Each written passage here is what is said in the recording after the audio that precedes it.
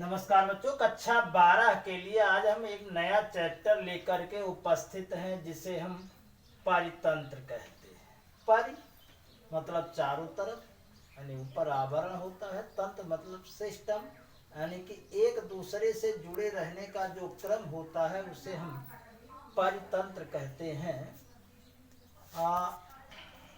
एजी Tansley ने सर्वप्रथम परितंत्र या पारिस्थितिक तंत्र का प्रयोग किया।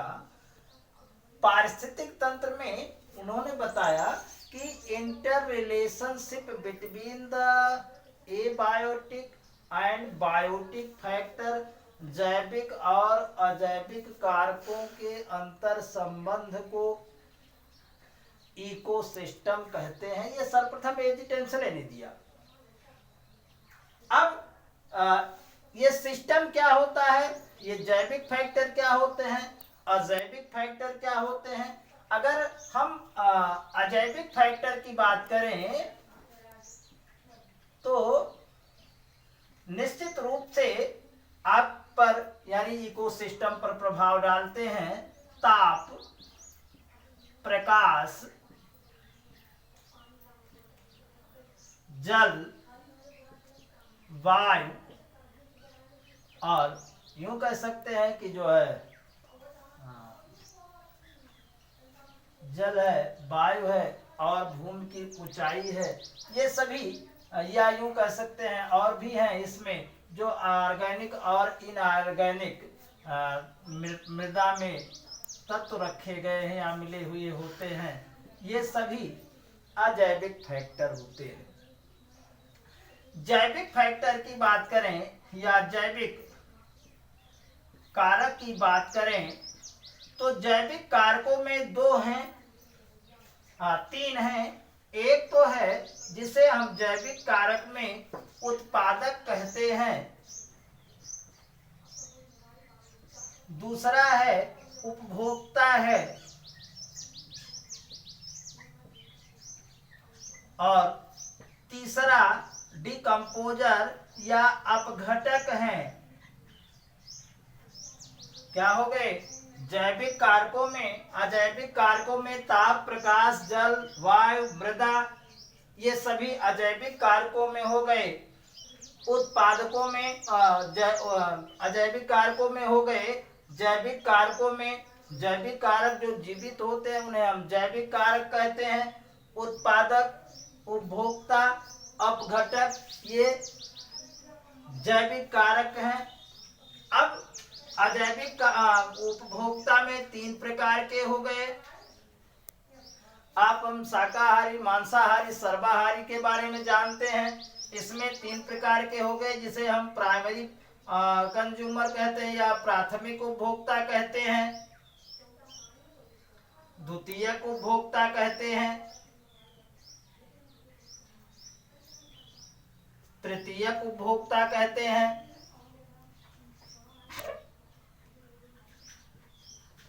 तो ये जैविक कारक है।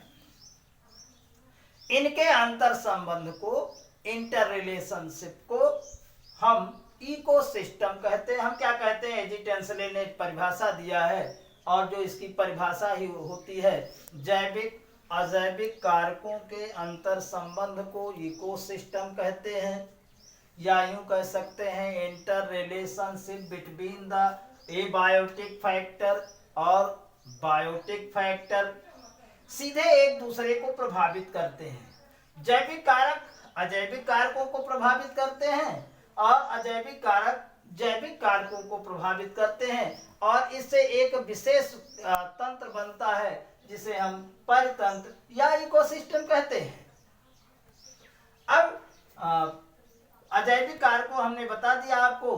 तापमान अगर कहीं ज्यादा है तो वहाँ का इकोसिस्टम, वहाँ का पर्यावरण अधिक दूसरा होगा। कहीं पर कम है तो तापमान जो है उसका इकोसिस्टम दूसरा होगा, वहाँ पेड़ पौधे जीव जंतु दूसरे होंगे।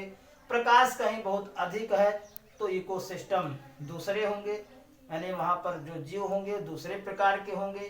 प्रकाश अधिक ज़्यादा है कहीं तो वहाँ पर दूसरे प्रकार के जीव जंतु होंगे। जलवायु जैसी है, कहीं आर्द्र जलवायु है यानी जल की मात्रा कम है तो जलीय इकोसिस्टम होगा, जल की मात्रा बहुत कम है तो मार्सी इकोसिस्टम होगा, जल की मात्रा अगर बहुत कम है तो वो स्थलीय इकोसिस्टम होगा। मृदा भी इडैफिक कारक होते हैं, इडैफिक फैक्टर जिन्हें कहते हैं। मृदा भी जो है इकोसिस्टम के लिए उत्तरदायी होते हैं। जैसी मृदा होगी, जैसे मिट्टी होगी, उसी प्रकार से वहां पर पौधे उगेंगे। तो ये अजैविक कारक हैं। जैविक कारक और अजैविक कारकों के अंतर संबंध को हम इकोसिस्टम कहते हैं। अजैविक कारकों में हमने आपको बताया ये एक प्रक्रिया है थर्मोनेस्टी, थर्मोट्रॉपिक, या एक बर्नलाइजेशन प्रक्रिया आती है जिसे हम बसंतीकरण कहते हैं। तापमान के प्रभाव से बसंतीकरण या बसंतीकरण या बर्नलाइजेशन की प्रक्रिया जो है लाइसेंको ने दिया था। ये टर्म लाइसेंको ने दिया था। उन्होंने बताया था किसी सीड को यदि जो है कम तापमान यानी 0 से 4 डिग्री तापमान में ट्रीटमेंट करके या भिगो करके उसे 24 घंटे रखा जाए और फिर बोया जाए तो अन्य पौधों की तुलना में उनमें पैदावार यानी कि पुष्पन और फलन जो है जल्दी हो जाएगा। इस प्रक्रिया को हम बर्नलाइजेशन कहते हैं।